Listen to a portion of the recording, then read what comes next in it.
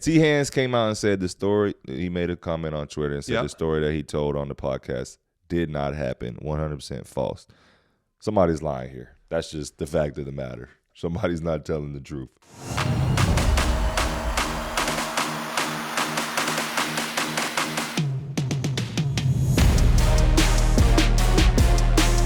Hello and welcome back. It is episode 13 of the Better Blue podcast. I'm Ryan Kelly. On the other side of the couch, my man James Michael McAdoo. What's up, brother? What's up? How I'm we doing good. tonight? I'm good, man. I'm good. This morning when this drops, I guess. I'm good. Life is good. Life is sensational. Good. Yeah, we're having a great time over here in Japan, as always. Tell the people that they need to subscribe. Yeah, show us some love. We see the love, and we see the shade, and we love it. We love it. Appreciate all the content that you guys are giving back to us, the comments, the subscriptions, all of that. We're at the Better Blue Podcast on all platforms, YouTube, Spotify, Apple Podcasts, Ryan Kelly 34 on all platforms, James McAdoo on all platforms. Blessed and thankful to be back here in the house that is the Better Blue Podcast. This couch, baby. putting indentations in this couch and our baby. seats. IKEA, baby. Shout out to Lomac for putting this together. That's a task, too. Exciting episode today. We're going to have a little fun. Big, big things happening back stateside. We're here on month number, who knows, 6 or 7.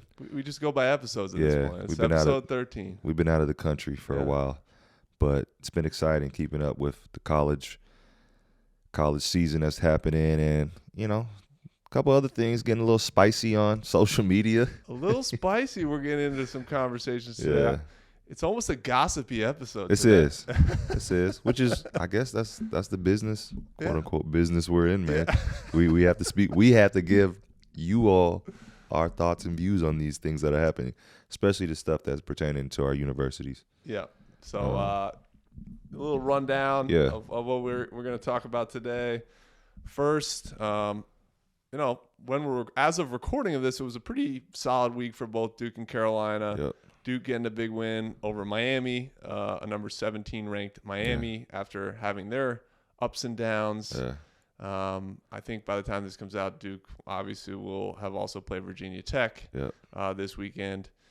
And Carolina with a big win over NC State. Yep. The Wolfpack. The Wolfpack. So we'll talk a little bit about that, but mostly about the big Leaky Black, Terquivion Smith, collision, dust up, encounter, and some of the things that followed both at the gym and later probably a lot on Twitter.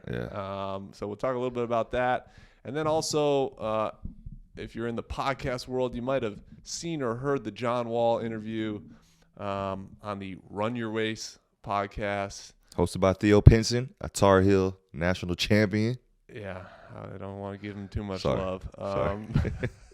But John Wall had some things to say about Tyler Hansbrough and his experience on a visit to... And he was talking about my guy. Your alma mater. He did talk about me as well. And our guy. Luke Davis. Shout out Luke Davis. Luke. Have to put him in the pod. Broaden legend. Ravenscroft legend. My bad. Yeah, he started at Broaden and forgot his career at Ravenscroft. So, we're going to talk a little bit about that stuff and see where it goes. See where it goes from there. So, breakdown. Shout out to Armando also. Oh, that's right. Yes. For breaking the most double-doubles in a Tar Heel uniform, as well as becoming the all-time leading rebounder. Man, crazy. He did that in one game. He did that in the same game. Matched up. That's pretty awesome. Yeah. Which experience. I know he kind of came out and said, he was like, I got to get it this game. He needed 17 to tie, and he got 18. That is just crazy. That's crazy, Ryan. He knew, right? 18, like he's doing this. He's doing this even if he did know. He's doing it so casually, bro. Yeah. So casually. Man. And I'm watching it, I'm watching the highlights because clearly I didn't watch the game. Some of these games are way too early. no way my daughters are going to let me peacefully sit down and enjoy a basketball game at 7 a.m. in the morning after they've had 12 hours of sleep. That's another conversation. But, man, he's just eating on the boards.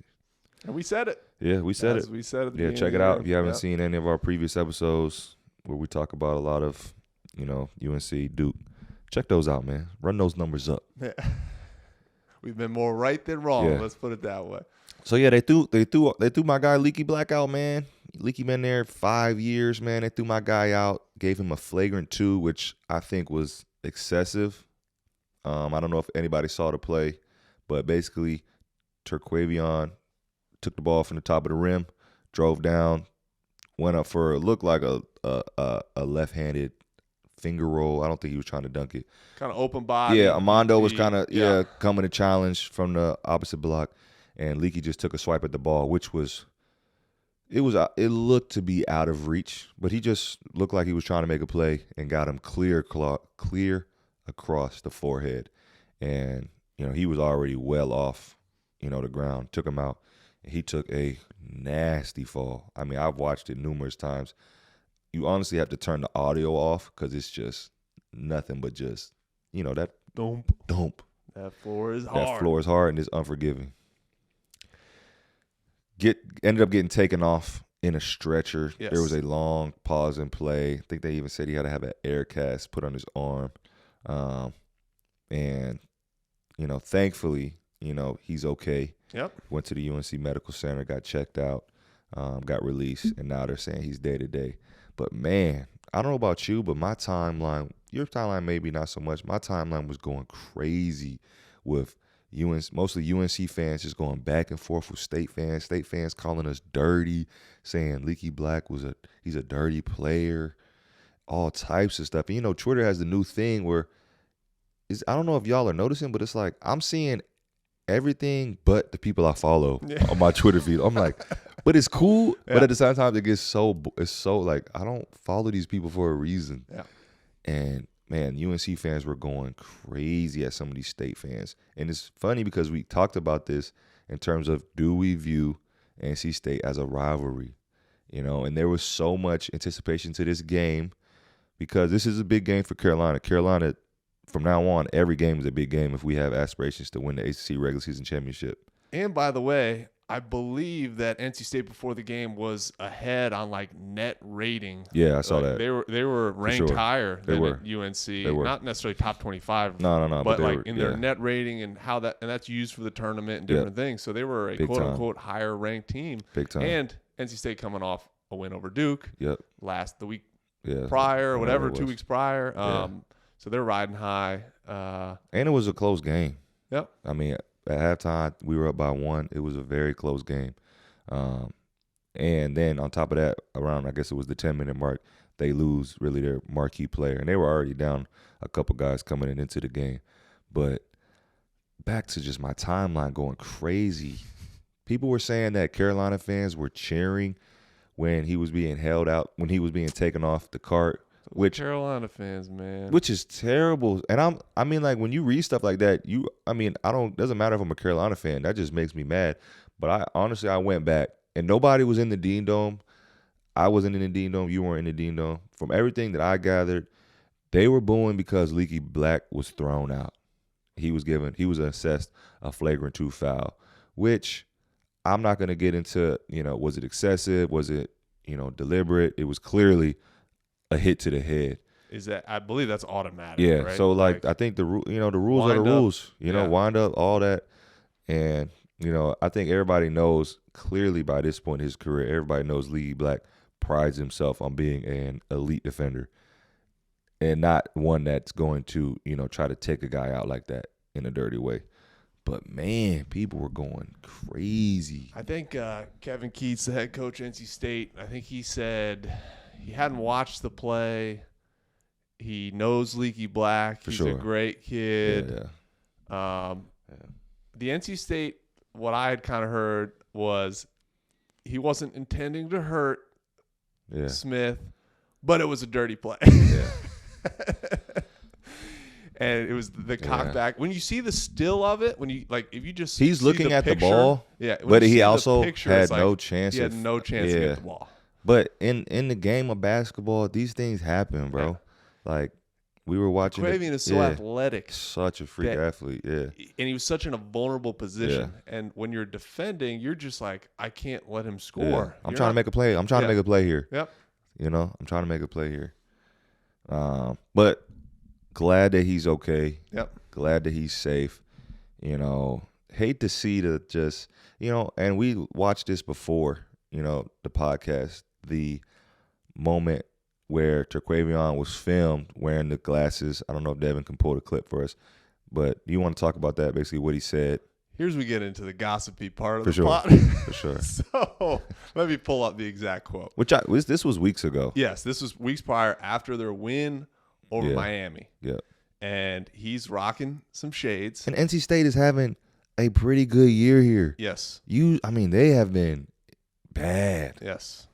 So I just want to preface that. Yes. So actually there were 2 incidences of NC State players in the last few weeks in post-game interviews rocking the shades. Okay. One of their big guys was wearing shades. Yeah. And then Terquivion, after their win on the 16th over Miami, was rocking those shades, which is a statement, I would say, for college player. You see it all the time in the NBA. Yeah. Guys doing their interviews with sunglasses on, but I don't think that's the norm in college, really. And his quote was, I feel like other colleges in NC feel like they're better than us because they wear blue. But I just want people to know that you can come here too. Yeah. They do the same stuff we do. They just have different courses. I thought that was a great quote. And I don't think that quote was throwing any type of shade towards not really UNC or Duke, So then we see after the game, Armando was filmed doing his post-game presser with Prada, some white Prada, all white Prada sunglasses, which was clearly, yes, as he said, y'all know why. Y'all know why. When he was asked, he for sure had to have been going through with that before. Yeah, it was in his head. Yeah. But I would hope so. Who knows, man? Maybe my guy's getting so much money. He's like, man, I just got a pair of white Prada glasses in my locker. Who knows, man? I would have to imagine that he probably, looking back on it, was not the best look after the injury. I think he was asked about Terquivion Smith, and his quote was basically, he's wearing these sunglasses. Yeah. And which obviously is it wasn't like a in remembrance of my brother that got injured. It was more so like, it was all my thoughts and prayers are to Terquivion as I'm rocking these crazy sunglasses. Now this is all a little bit more okay now because, like we said, Terquivion seems to be doing fine, and there was no major injury involved. So that kind of saved Armando a little bit, because I think he would be getting it a lot worse for sure if Smith had been out for the year. Yeah, I wouldn't have liked that. I don't think anybody would have liked that, especially had Smith been broken elbow or whatever, But not a great look. Yeah. The NC State community was rightfully so. Not happy. Yeah, rightfully so. About on top of an L. Multiple articles saying how classless that was. Yeah, you would have liked for us to just kind of next game, next man up, next game up type of attitude. But also a lot to celebrate for Bacot. For sure. He's huge. Breaking records. Yes. He's in a category of his own. He's number 1 now. Yeah. So he was in a good mood. Yeah. Which leads us, do we want to get into the rumor mill? Nah, let's not touch that, man. There are a lot of rumors. Twitter is crazy. Floating around Twitter. We'll just say there was a photo fluctuating the interweb of Terquivion out that night. Yeah. We have no way of verifying that.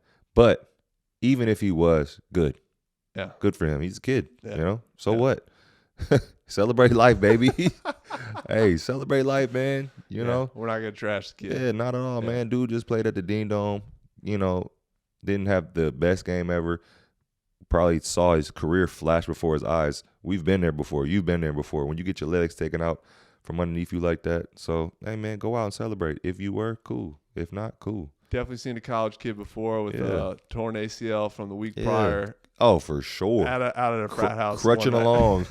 Crutching along, baby.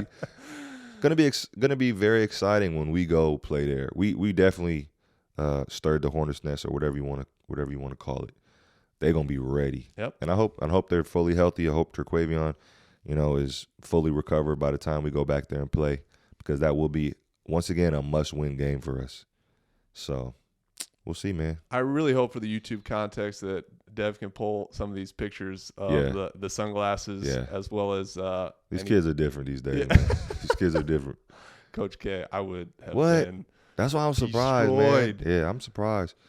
I guess that's just like the new era kids. I couldn't have afforded those sunglasses either. You could have with these NIL deals, bro. Things are a little different. You could have, yeah. These things are a lot different. So, all right, there's our hot take, and we also have to wonder at this point if Terquivion listened and really was offended after he heard our Better Blue podcast and us talking.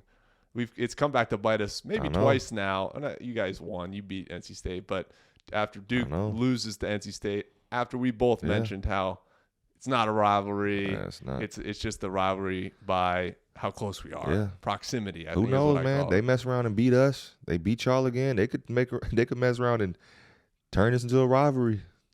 Could be. Yeah, we'll see. I think Keats was potentially on his way out the door, but if you beat Duke and Carolina, you're stamped. You're okay. He'll be there another 10 years. It's hard to get fired after that. Very difficult. So, all right, on to the next. Man. Business. There was another big story that dropped. John Wall came out, like we previously talked about on the Run Your Race podcast, and made some comments talking about how he basically was a Tar Heel, and Roy was the only person that could have got him to not have gone to play at the University of Kentucky for John Calipari. And, John is a, North Carolina born and raised. You've played with him. You've played against him. I've played against him. Huge fan of John Wall and his game. Used to just love watching him growing up. Used to love, the couple times that I got to play against him in the NBA and compete against him when I was at Carolina.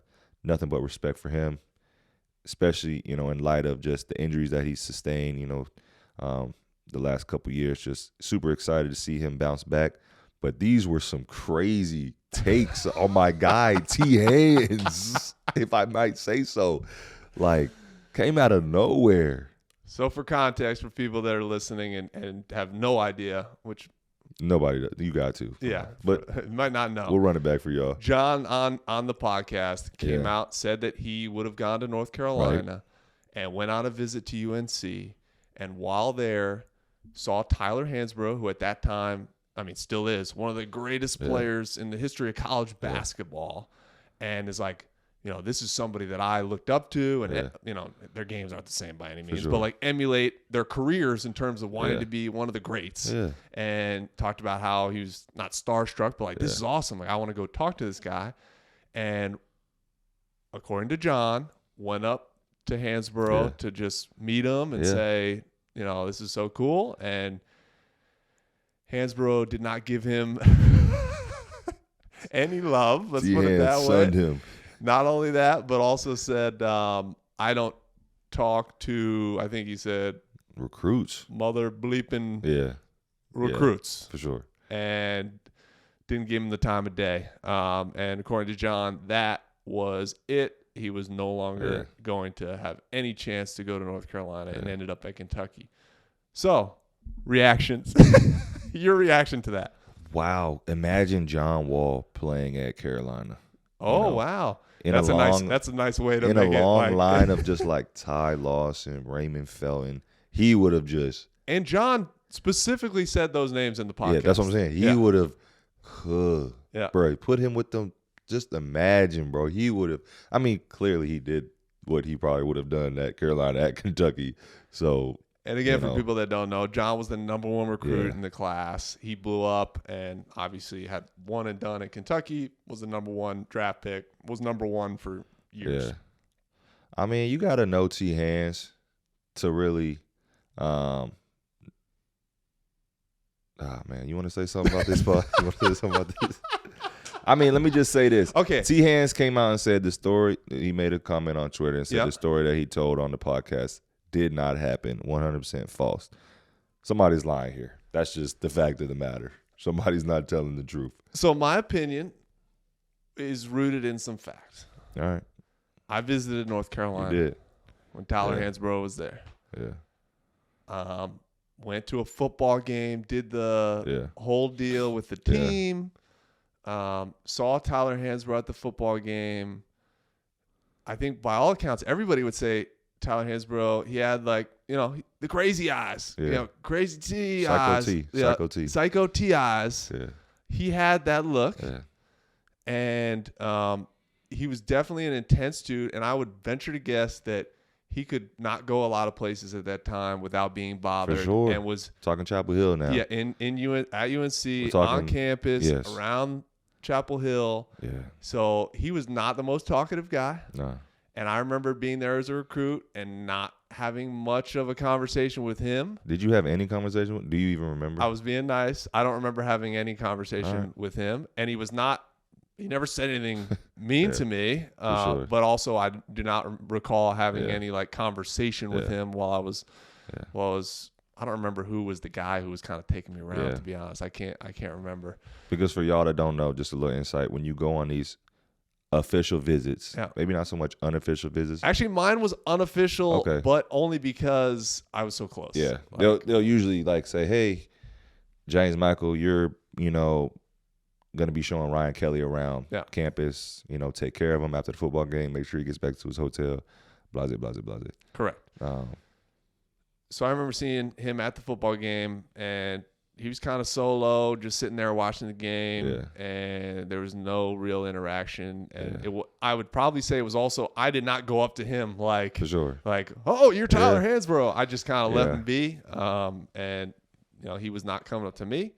And I didn't think, to be honest, I didn't think of it at the time. It was just this is. So if the story is, I think my story is somewhere in the middle right there, right? For sure. There was just kind of no interaction on my visit. And again, I don't look back and blame him or think it was bad or anything like that. Maybe T. Hands didn't so much say it with his words as he might have said it with his body language. Which, and if anybody knows T. Hands, you just painted a picture of, how a lot of people probably have come into interaction with him. I've gotten to know him. I mean, I'm not going to say we're close friends by any means, but I've gotten to just, play against him over the summers, and get to know him, by playing, either with or against him or working out with him. Great guy. Definitely, like anybody, you got to get to know people, man.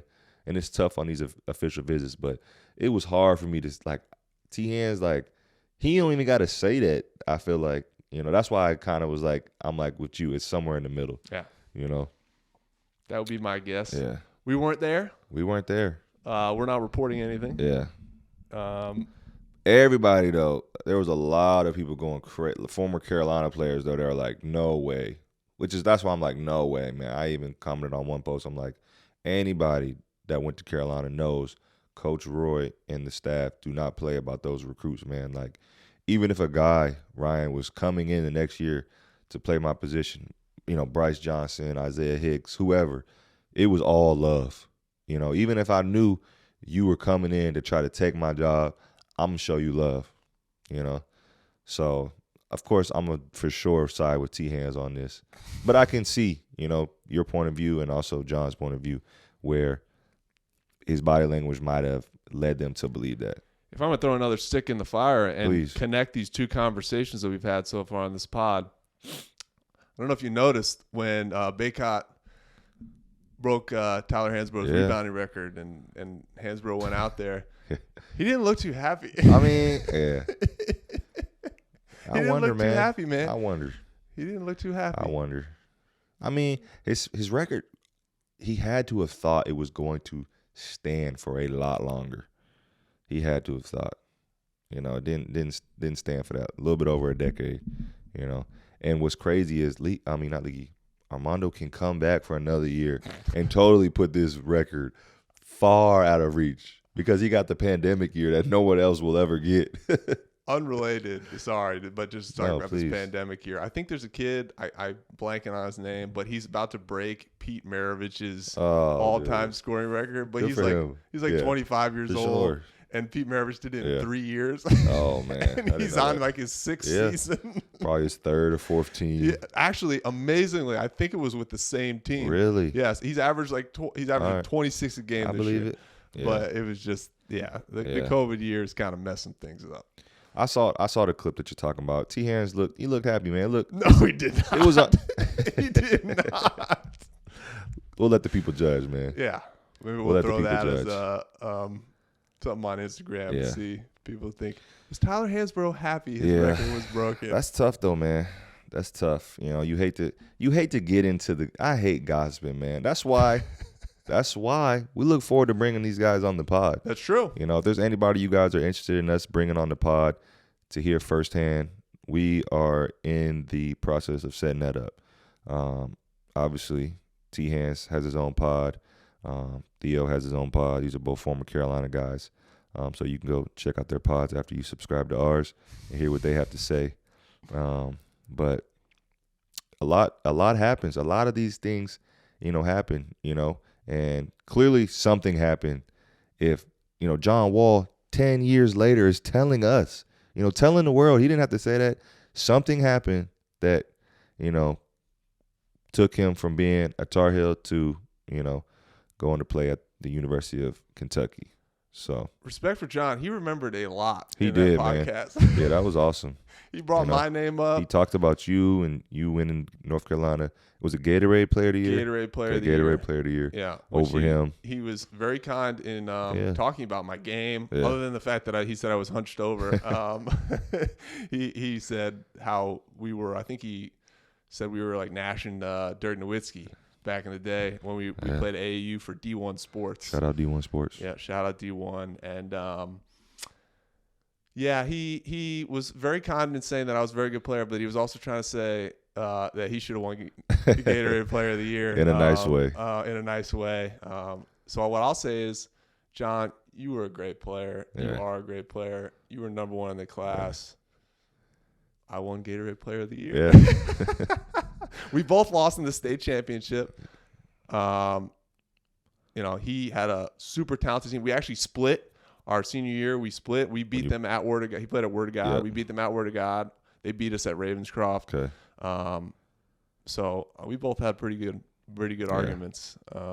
Hopefully his career can kind of, not that it needs any type of revive, but it'd be nice for a Carolina guy to get not a North Carolina guy, but you know what I mean, to get a championship, Yeah. Because it's just like, man, you see so many, North Carolina's put out a lot of good point guards. Even the one that comes to my mind, Chris Paul, just looks like he's never going to get one. But sorry, that's a rabbit hole. That's a deep rabbit hole. So, I think we got a few minutes. We got time. We got a few minutes here. Jump on it. We have a mailbag that I think we're going to drop in February because the mailbag's getting pretty full. But we figured this would be a great opportunity to drop just a single mailbag question and kind of turn into a little bit of a topic, not go too long, and then we'll have a full mailbag episode that'll come out at some point in February, I believe, because you guys have done an awesome job hitting the mailbag. betterbluepodcast@gmail.com. As well as just taking comments from you guys on YouTube, Instagram, trying to compile all this stuff. Shout out Dev for helping compile everything.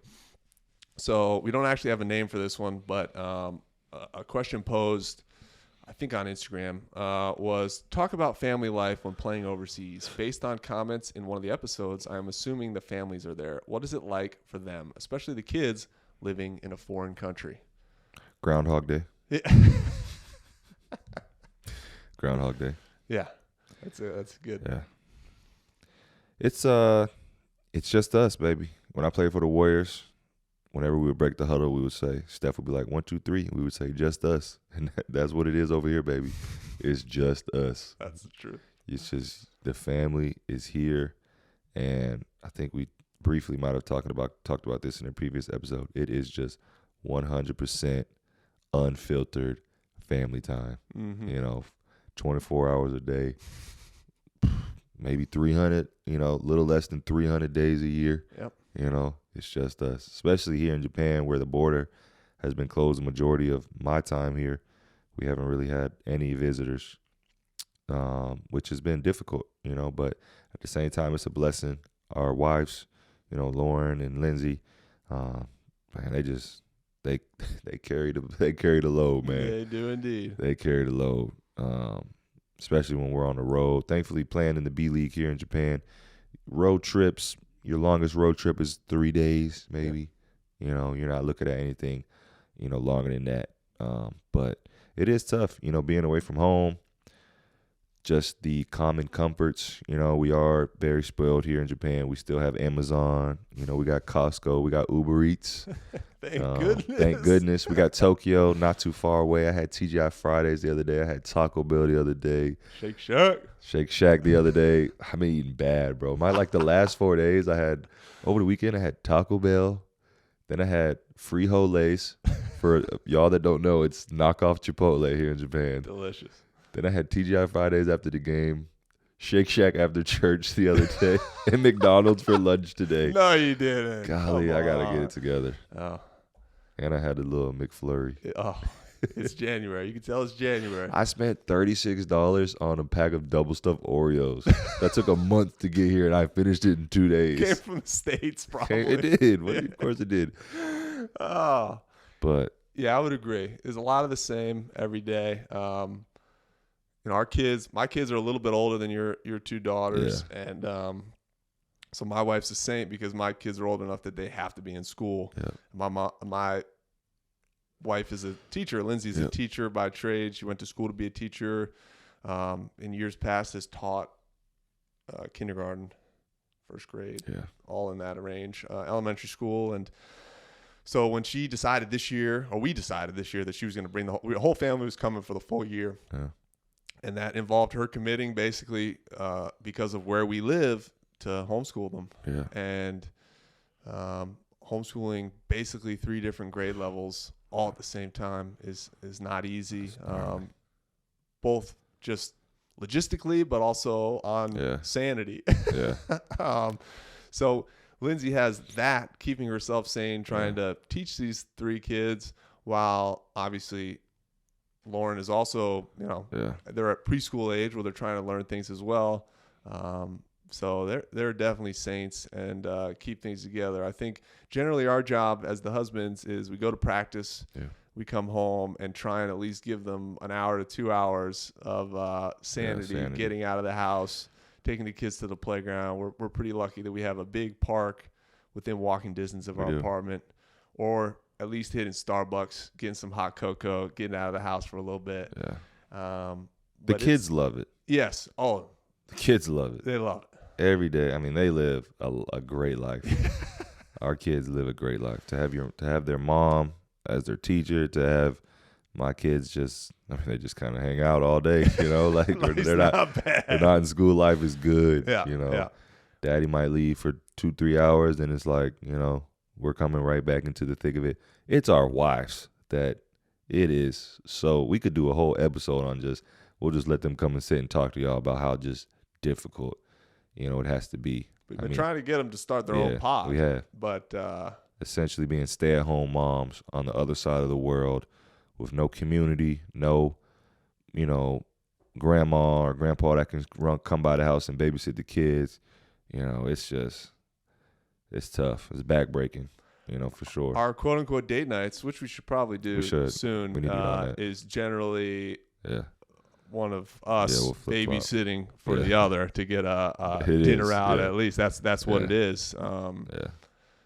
So, I'm not complaining. That's not a complaint. It's where we live specifically, there's no schools that are. Yeah, we're not close. A lot of places in Japan might be close to an Army, Navy base, Air Force base. We are not one of those places. So you don't get a huge influx of, Americans or American culture other than what you can get by going into Tokyo. Yeah, but we live about 45 minutes to an hour outside of Tokyo, even though we play in the heart of Tokyo in Shibuya. But we live in a place called Kashiwa, which nobody will have any idea where that is. But it's actually a pretty major city. I it's the size of like Raleigh, Durham, Chapel Hill all combined in terms of population. But it's kind of the place where if you see a foreigner around, you're like, what are you doing here? Sir, are you okay? Who are you? Why are you here? For sure. So, yeah, like you said, there's lots of comforts that we're lucky to have here. But I think this is a perfect opportunity to say thank you, Lindsay. Thank you, Lauren. We appreciate y'all. You're over there in the other apartment right now. Yes. Taking care of all the kids while we do this. So we're certainly blessed. We are. So make sure y'all like, comment, subscribe so we can blow this thing up. So one day, far from now, when we're, retired, we can do this full time. Yeah. Appreciate y'all. Like Ryan said, definitely hit up the mailbag, betterbluepodcast@gmail.com for any questions that you guys want us to cover. We're going to do that mailbag episode. Thank you, Devin, our wonderful producer, agent. Y'all know, man, reach out to us for any type of sponsorships, anything y'all want to do, man. Like we always say, we got plenty of ad space, baby. Yeah. And this week, just a heads up, as we're heading into this first round, big game, baby, Duke February Carolina 4th. Game, February 4th. I think we're going to be dropping a couple little, certainly on social media, but potentially on the pod as well, leading up to that game. Little conversations, a little shorter form, just to talk about the rivalry. The rivalry, man. It's going to be fun. I'm excited. I'm excited too. At least I'm glad we're in a better place than we were a couple weeks ago. We'll see. Yeah, well, there's a little bit of time before that. Knock on wood. Knock on wood, man. Yeah, hit that subscribe button once again right down below. Appreciate your support. As always, see you next week. Peace. Peace.